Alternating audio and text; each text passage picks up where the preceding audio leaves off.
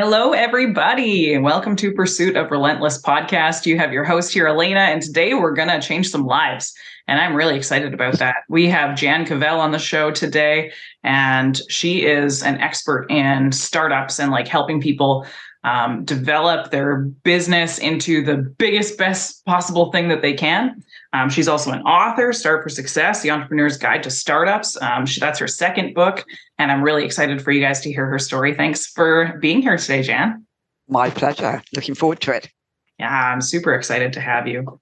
Well, let's get started with just your story. How did you become an entrepreneur? What did that look like for you? Did you know you always wanted to be an entrepreneur, or what? How did that come about?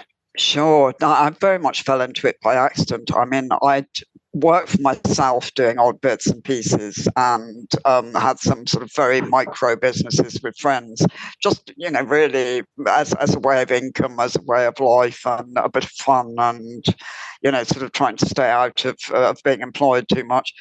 But then it sort of all changed because I got married and had a couple of kids, which was all great. But I ended up a single mum. We got divorced, and it wasn't a very easy situation. I was left with no money, literally no income, no nothing. So it was a question of trying to keep a roof over our heads and putting food on the table.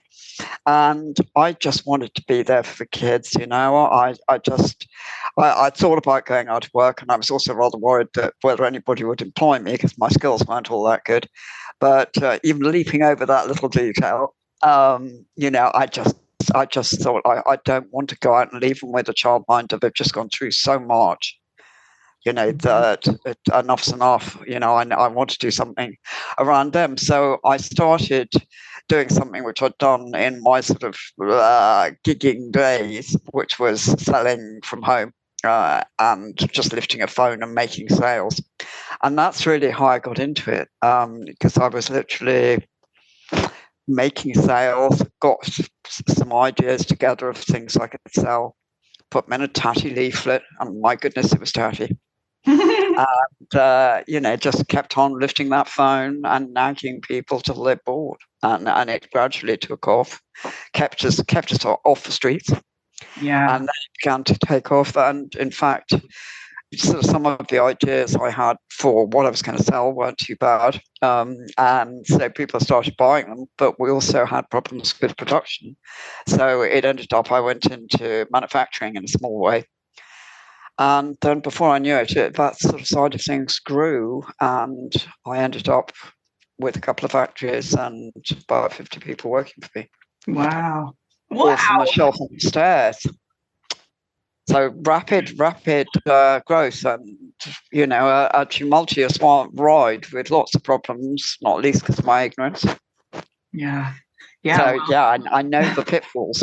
That's business though. I was not an entrepreneur. My mentor saw in me something I hadn't ever seen in myself before. And it was, there's my dog scratching at the door. Sorry. Hopefully we can, that's life, right? It's life. You just can't necessarily control what's going to happen or what's coming at you, but you can control two things, as my mentor says, is your attitude and your activity. So if you have a good positive perspective and you're looking into getting the good things out of life, then that's what you're going to get, right? So I love that you were able to go, okay, well, I'm going to take a chance on myself. And it actually reminds me a lot of my own story. So my mom was a single mom, 4 kids. My dad left when I was 2. He was an alcoholic. He went to rehab. He's been sober ever since, which is awesome. But it was tough for us growing up without a dad, right? My mom worked, she was on welfare for years while we were young because she's like, how do I raise, 4 kids under 5? This should be interesting. So we had a lot of help from the grandparents and aunts and uncles and stuff like that. We were really close to our neighbors. But my mom decided that she was going to stay home with us. But it's really funny because the life that we all chose is the life of entrepreneurship. My mom was never an entrepreneur. Wow. She was a nurse's aide for my whole life. And I watched her hustle to be able to provide for us. And just in the best way she can. And it was really It's interesting interesting, because, isn't it? Sorry. yeah, my eldest sister is a chiropractor. My Right. second sister is she runs her own business, but she also is a property manager. So like she does a couple different things.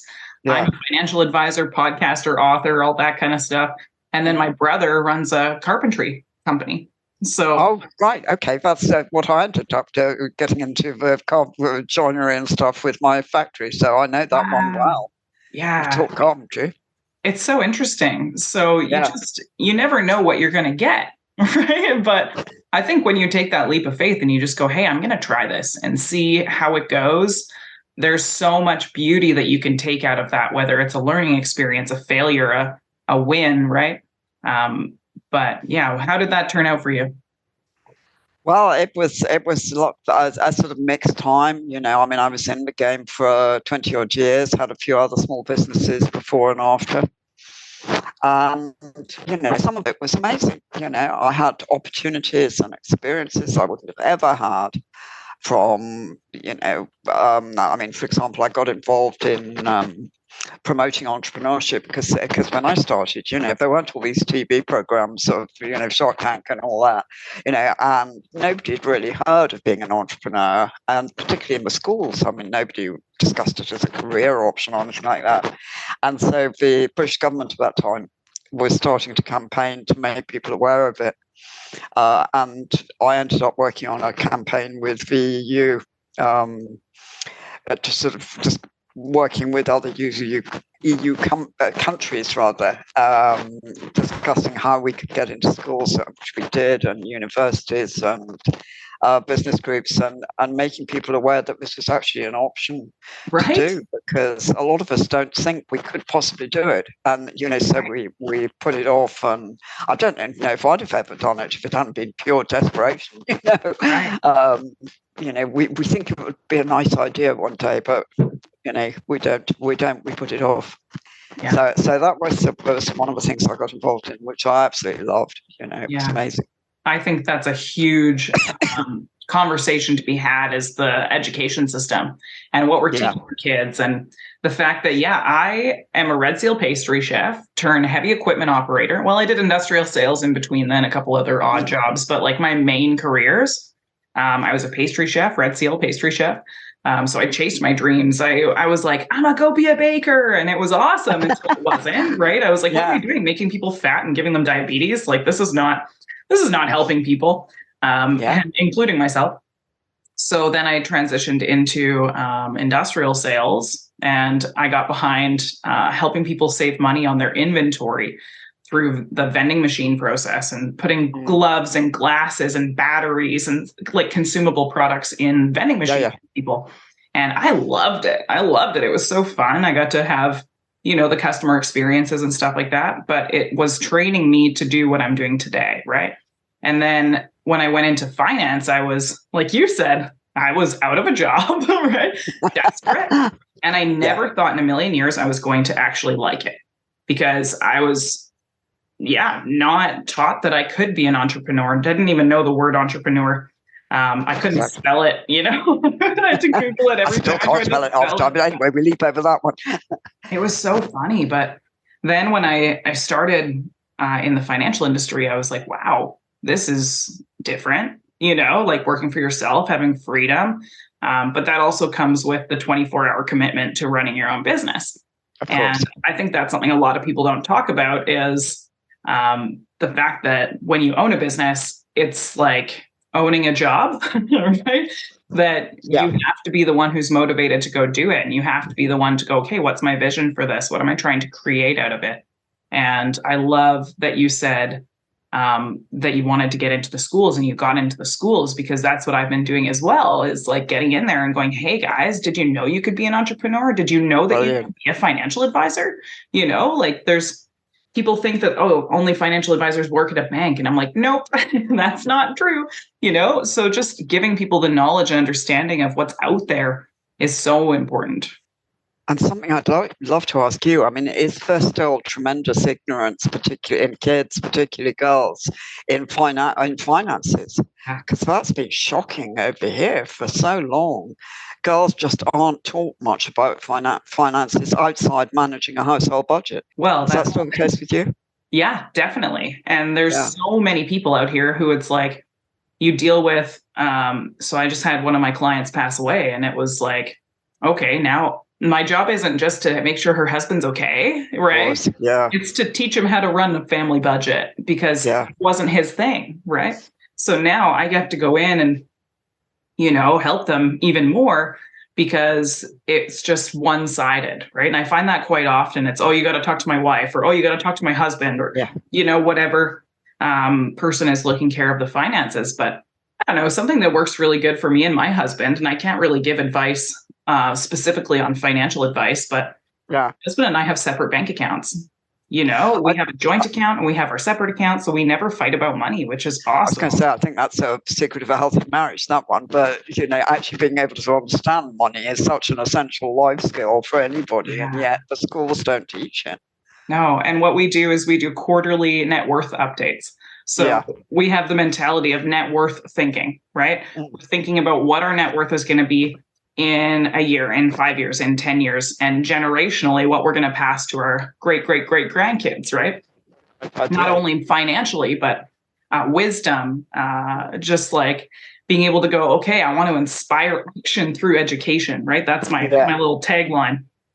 But I want people to know that entrepreneurship's an option and that they can go out and do something different or do something on the side, right? Even if they are working a job, which I did. I was part-time for 2 years in the financial industry while I was a heavy equipment operator driving a truck and producing oil for Canada, right? And it was just so different. And people were like, what do you mean you're going to be a financial advisor? And I was like, yeah, I'm quitting my job. And they were like, what do you mean you're quitting your job? And I was like, well, I hate it. I hated driving A to B every day. I hated the fact that I couldn't make an impact there, right? The only impact I was making was on Mother Nature, and I was not okay with that, right? So I was just like, why am I doing this? But I met my husband there. I met a lot of good friends. Yeah, I was able to do so much with the freedom that it gave me because I was working 6 on, 6 off. And so on my days off, I would work my World Financial Group business. And it was amazing. It was amazing. And so once I made the decision, I'm going to go full time with my business, it was a lot of people, a lot of naysayers going, what do you, you'll be back. This is the line I loved.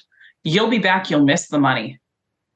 And I was like, so you're just saying that I'm never going to be financially successful? Like, I think I'm going to figure it out, And now we were just able to buy our dream home, and it's just crazy to see what's possible in such a short amount of time if you're willing to put in the work.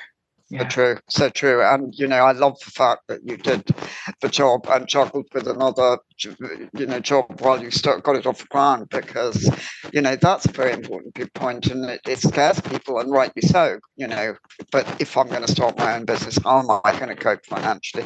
And that's a very obvious option. You don't have to go crazy and burn your bridges and give up everything. You can do it as a side hustle and build, make yourself a capital to start. Make yourself a contacts to start. It's a very good way, and then you bootstrap and retain all the interest in the business. It's well worth considering. Nothing wrong in it. Yeah. Well, and in our business, we have residual income on our existing clients as well, right? So it helps us be vigilant on taking care of our clients and helping people actually win financially. And my favorite part of my job is like helping people learn to dream again.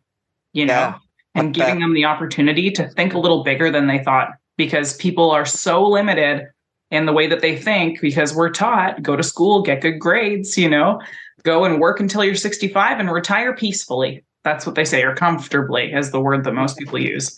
And I just look at that and I'm like, what does that even mean? Right? I'm like, what does that mean?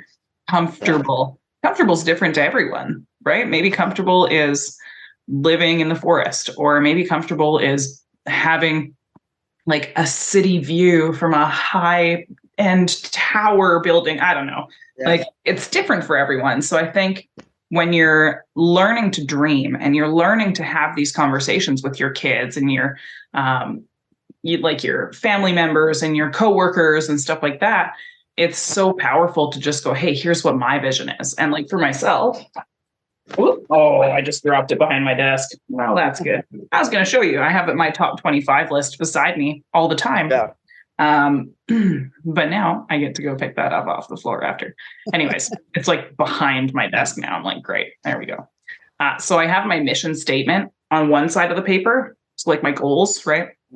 And it's talking about like how my life is going to look and what I'm going to accomplish. And then on the back, it has my top 25 dreams and goals. My first one being retire my husband. He doesn't want to be retired, right? But just in my own mentality, being able to replace his income will give our family that freedom that we're wanting, right? So I look at that and like creating forward thinkers in my family, you know, like that's not something that you can just like check off a list, but Sure. it's a forward thinking mentality of like, hey, can we pursue our dreams a little bit more? Can we chase greatness a little bit more today than we did yesterday, right? So I like having it somewhere that you can visualize it, somewhere that you can really focus on what you're trying to attract. And then I believe that if you put it out into the universe will provide it for you if you're willing to receive it. Sure. I'm a great believer in a vision board. Oh, yeah, me too. I actually literally just took mine down yesterday because I'm hacking, but yeah, it's so helpful because in those moments, even when you're building your vision board, you're visualizing what your life can look like, right? I'm sitting there looking at St. Lucia and going, I want to go to St. Lucia. Or like my friend just went to Greece. I'm like, I would love to go to Greece, you know? And I'm just sitting, looking and visualizing and dreaming about what my life can look like. And if we just sit there and go, oh, that's never going to happen to me, or I'm never going to be able to accomplish that, you're right. You won't, right? But if you sit there and you go, hey, one day I'm going to get this, or one day I'm going to pursue this, and it will happen, and you'll be just like dumbfounded when it does happen, because then it's just like what happened when I went to Mexico for the Dr. Joe Dispenza event. I wrote on my goals list, this was 2020. I wrote on my goals list for that year, develop my visualization practice or my meditation practice. And I was like, what does that even mean? I don't know. I just know that I'm supposed to meditate. And they say being successful requires visualizing your future. And I was like, okay. And then my friend called me and was like, hey, you should come to Joe Dispenza. And I was like, okay. Like this is it, right? You just have to be open to looking at those opportunities. I didn't think it was going to work out. I thought my husband was going to be like, what are you thinking? And he's like, have fun. You know, like you have the money. I was like, well, kind of. And then all of a sudden, boom, paycheck hits. It was exactly the amount of money that I needed, you know, and I'm just sitting there going, okay, let's go, right? Because you just don't know what's coming to you when you focus your mind on something. And I love that goes right back to your story. Like you're like, okay, what can I do? What can I do to help provide for my family? What can I do to have the freedom to be with my family and not be stressed out? And then look at what you created. That's amazing.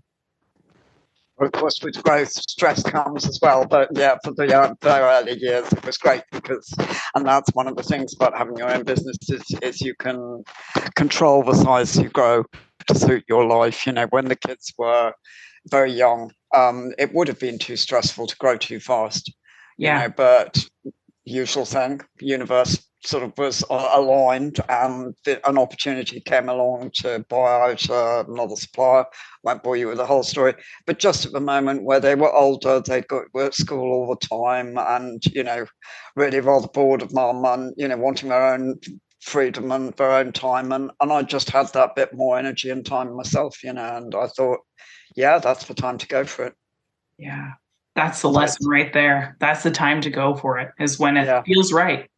And absolutely. I don't know, it's not necessarily ever going to be like, this is the time.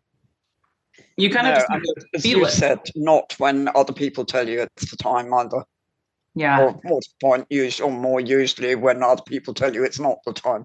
Yeah, exactly. So, like I said, we just bought a property, and I'm sitting here having people already be like, oh, it's going to be hard on Vancouver Island. It's going to, you know, they're already like planting these seeds in my head. And I'm like, I can choose whether or not I want to, think that way or not.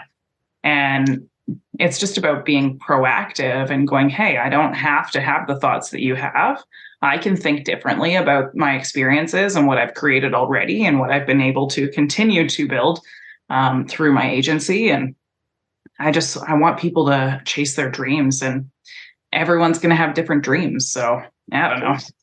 Anyways, so if you were to be talking to someone who's just starting out in business and you were like, okay, well, here's some of the things that I think you should do to avoid certain pitfalls, what advice could you give them? When they're very starting out, I think, that it's very important to have a focus on a vision, on the impact you're going to have on your life and on other people's lives.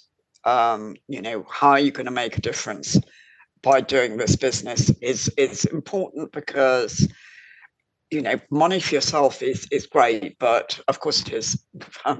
It's very great, but sometimes it takes more than that to get out of bed in the morning. Yeah. And it's part of having your own business, being able to make a difference to people's lives, I think.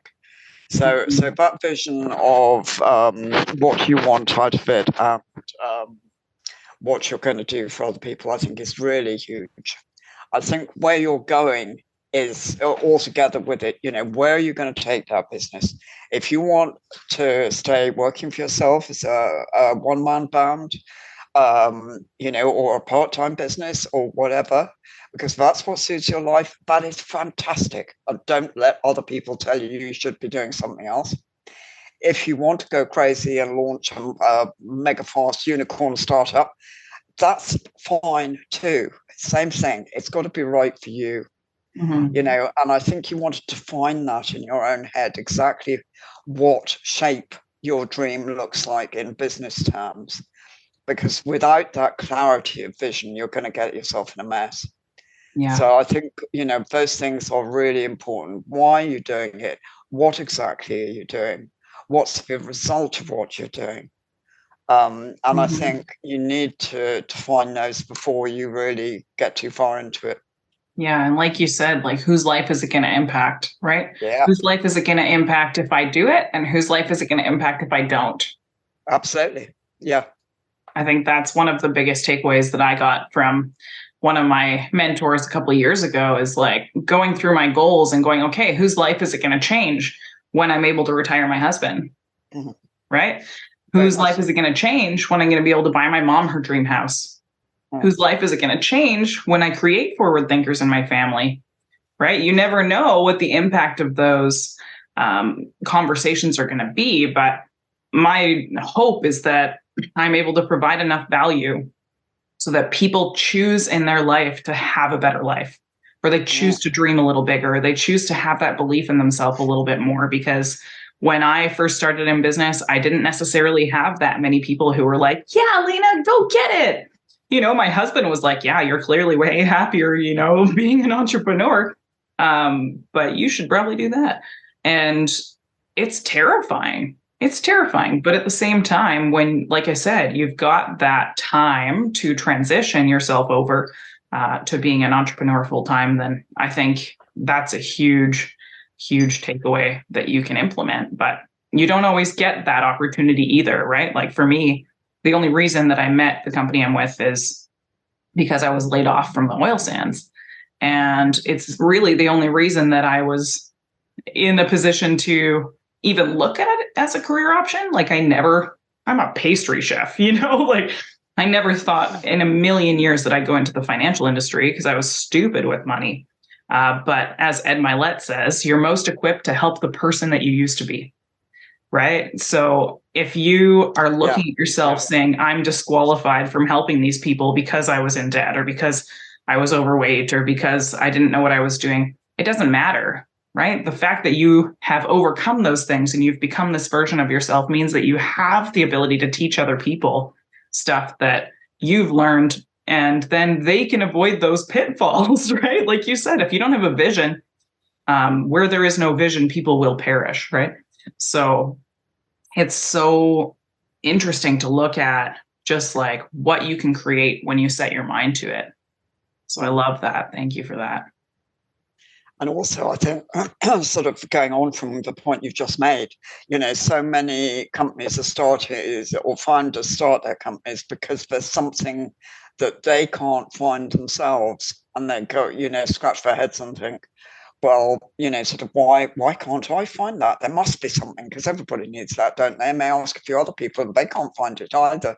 It's like the old story of the guy who went into a shoe shop asking for a particular type of shoes in a shoe store, and couldn't find it. And so he went home and he built a very basic website and put some photographs from a shoe shop with their blessing up on the website, and started to see what other people wanted, and got a demand going and started to order in and sell out, which needed no capital. Mm-hmm. And that went on to be Zappos, the huge clothing giant. Wow. Sold to Amazon for billions. Yeah. But that's how it started. Yeah. Simply because he was identifying that need. But going back one step further, something he couldn't find himself. And so many companies start like that. Yeah. Big time. I love that. So did you have any really memorable, like, oh my goodness, I really wish this didn't happen, or like hard moments that you want to share? Because obviously it's not just rainbows and butterflies. We all know that. I mean, there was certainly, in the very early days, I remember there was one day, and I got to the stage, I had somebody doing odd jobs for me, not sort of on a very permanent basis. A friend helping out was doing some of the production work. And I said to him, look, I'm sorry, this is just, we're out of time. I'm out of cash. We haven't got any orders. It's just not going to happen. I can't remember, honestly. I think it was about 6 months in, and we'd been scraping and scraping by, and it just dried. And, I was still working, still had my phone fax, because it was sort of pre-internet days, and that was shoved under the stairs on a shelf, and that was all my office. And he was just working in a friend's barn sometimes, and it was as basic as that. And I said, I'm sorry, I'm going to have to go and look for a job on Monday. That's it. I can't do it. And I was lying in bed Saturday morning thinking, I'm going to cry again. I mustn't cry because of the kids. And I heard the phone go, and I went downstairs, and there was an order in that fax. And I rang the guy and I said, hold on, do another week. We picked up from there. Yeah, that's the thing. When you set your mind to it, like, hey, I'm just open to receiving whatever is coming to me, and just having that vision again for what you're trying to create, then you never know what you need to go through or how much stress you need to undergo in order to create that life that you're trying to create. And like for myself, it took me going to Ben Spangle's event. It's right here. I went to an event called Vibe Higher with Ben Spangle, and he made us like a workbook of the things that we can do to improve our lives and help us vibrate at a higher frequency. And that might seem really weird to some people, but when I was in that meeting, I had a big moment of realization that it was time for me to move back to BC. And I was like, okay, here we go. And I've been contemplating it for a while, but then like after having multiple miscarriages, I was just like so frustrated with the doctors not caring. Like literally been waiting 3 months to get a phone call from a doctor. They still haven't called me. So I'm just sitting here going, what am I doing? Like, why am I waiting for these people to help me when I can go home and get medical attention that I need, or talking to my husband about being closer to the family, I'm like, man, I have spent more time with my friend's 1-year-old than I have with my 10-year-old nephew, and that really irks me because I'm just like, I want to be, how am I supposed to create impact in my family if I'm never there? Like that's not very helpful. So I just started really thinking about it. And after that meeting, it was like digging through what genuinely makes you happy. And Absolutely. If you haven't gone through that stuff, like, whoa, it changes everything. It just helps you get clarity on what you want next. Definitely. As you were saying earlier, we get so sort of sidelined into oh well, we must do what we say, we must do this, we must do that, and we get blindsided from the things that are really, really important and matter in life. Yeah. Like seeing a relative grow up or whatever and being there. But life overtakes if we don't stand back sometimes. I agree. And then it just happens regardless of if you plan it or not. So I'll tell you, one of the biggest things that helped me in my business was implementing a schedule. And I know that a lot of people out there just use a regular calendar and they go, my kid has a dentist appointment on this day and they've got sports on these 3 days and that's it. But then what happens with the rest of the day? Right? It just happens, right? Yeah. So if we can pre-plan it and everyone's like, oh, we need more time in the day. No, you need to be more structured in your schedule, right? If you just let things happen, they're going to happen. But if you are trying to at least plan for things, then you're good. So like today, my next meeting rescheduled. I'm like, okay, well, that's fine. I've got time to then do my emails and make some phone calls and, get my work stuff done. But if I was just like hoping that someone would call me for an appointment today, then how would I set myself up for success like that? It wouldn't work, right? So when you're, yeah, I don't know. I think it's just changing your mentality and understanding that you have to chase happiness. Like you have to chase happiness. And I think it's our obligation to be happy, right? Even if it's not 24/7, like if you don't know what hardship is, you cannot feel happiness, right? There is a yin and a yang, right?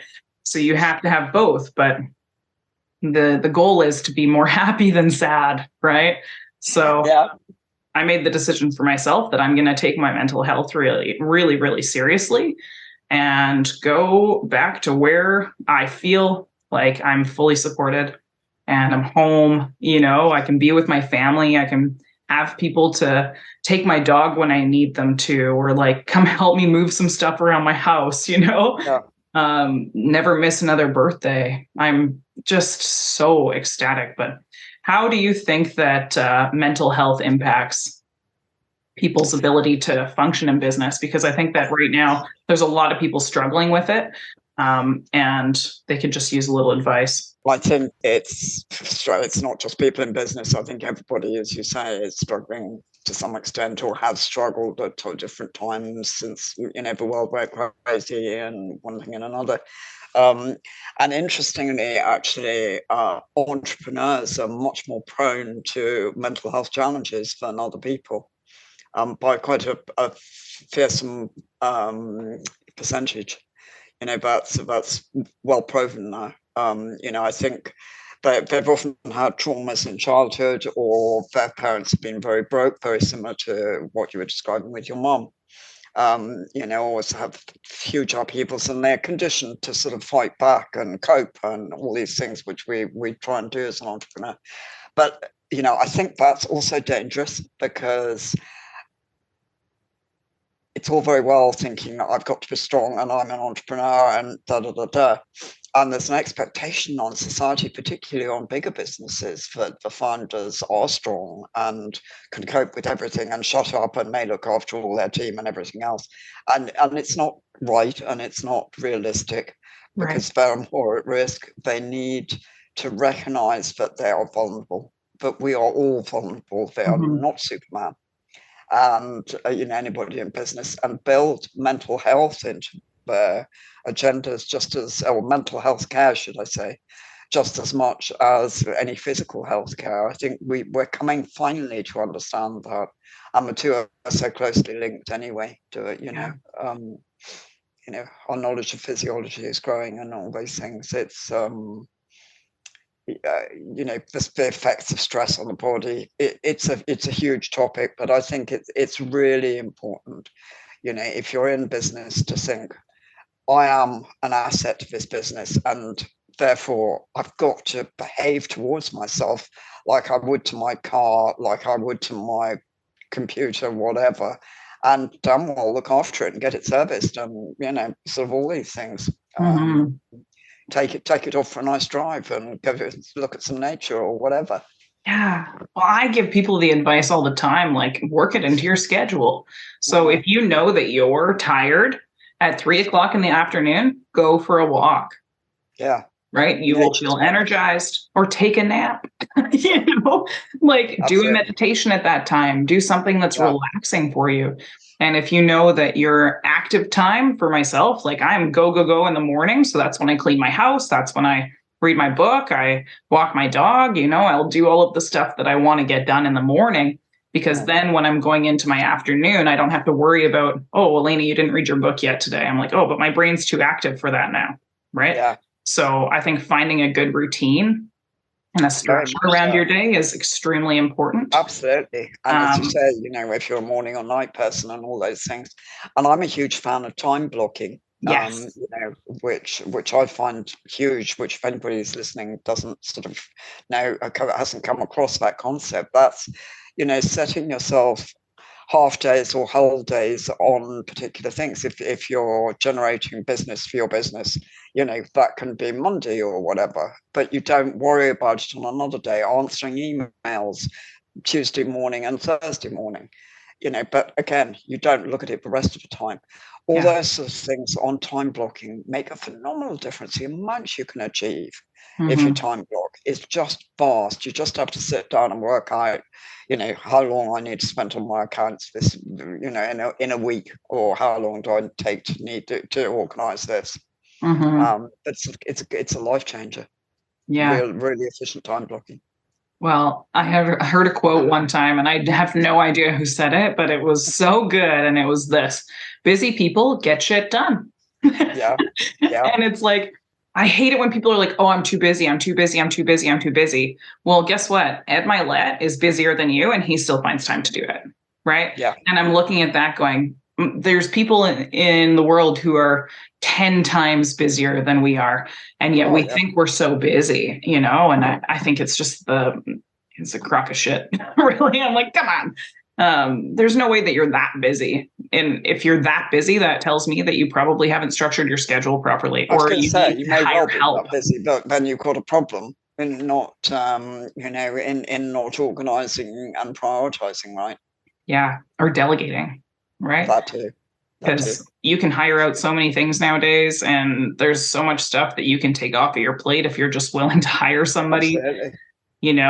It's life changing when you hire Yeah, help. I mean that's one of the good things you can tap into go with a truly global talent now, which is a resource we didn't have before. We had to rely on who was down the road, whereas we can get somebody in the Philippines or Nigeria or whatever with enormous amounts of talent, and a great Yeah, attitude and, hugely helpful.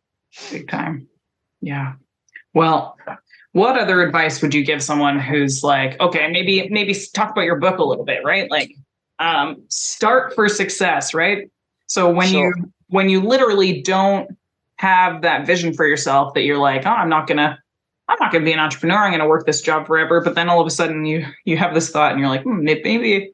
So like for me, I like to make jewelry, right? Yeah, no, I mean, It's it's a never hobby too of mine. late. I don't think I'd ever do it as a career, but maybe I Yeah. could. Well, I think that, like we were saying, I mean, one of the things that stops people is the worry on money, and therefore starting as a side hustle is a very good way, and you can test the market in all sorts of ways. You can begin to get an idea of what people like, because if you're thinking about going into business, one of the biggest mistakes people make, and that's if they're going in on their own or if they're going into quite big businesses, is they think, oh, I've got this fantastic idea and it's going to be a huge success. And they are absolutely convinced that this idea is fantastic. And they forget to have asked any customers and potential customers whether it's fantastic, because it doesn't matter what you think about it, and it sure as hell doesn't matter what your mum thinks about it or your best friend thinks about it. Yeah. It matters what potential people who are buying think about it, and that market research is absolutely crucial. And the Mm-hmm. cheaper and earlier and more you can do that, the much greater chances that you are of having success. Yeah, I agree. 100%. Beautiful. Well, I love today's conversation. I really did. I think that people need to hear stuff like this, like learning to time block, learning to have that vision for your life, and just really have that structure in place where you can structure your success, right? You can remove the brain work out of it and not have to think about reading every day if you just read it every day, right? The same time every day, do the same thing every day. And then you remove the, oh, am I going to be successful or am I not going to be successful? If you have that consistency and that drive, then you will create exactly what you want in your life. So, excuse me, I knew that was going to happen. oh, that's perfect. So where can people get access to your book? Where can people get access to you? Right, well, book-wise, Start for Success is available in the usual places, Barnes & Noble, Amazon, it's on Amazon Canada, so that is very easy. There are also links on my website to the book, and you can read a bit more about it there, and that's pretty easy as well, because I'm just jancavelle.co.uk. Oh, awesome. All right. Well, thank you again for your time today. I really valued our conversation. I know that there's so many people out there who are like, I don't know, should I try it? Should I not try it? My advice is give it a go. Worst case scenario, you learn something, right? But definitely ask. Don't invest everything that you've ever made into a business, that you've never even worked before, because you don't know if you're going to like it. You don't know if it's going to be profitable, right? So ask for help. That's another big piece of advice I can say. Definitely. And if anybody's listening and wants some advice, just drop me an email via the website, and I'm always approachable to anybody who wants a bit of advice.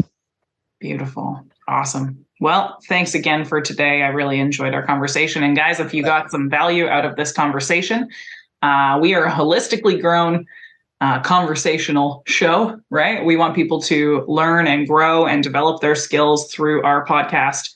And if you got value today, make sure that you share it, because that's how we grow our podcast. We don't do advertising. We don't sit here and be like, oh, we're going to just advertise you guys the most random things. And I don't believe that that's the way to build a business. I think it's word of mouth. That's the way to build a business. So let's take it to the top and share the show.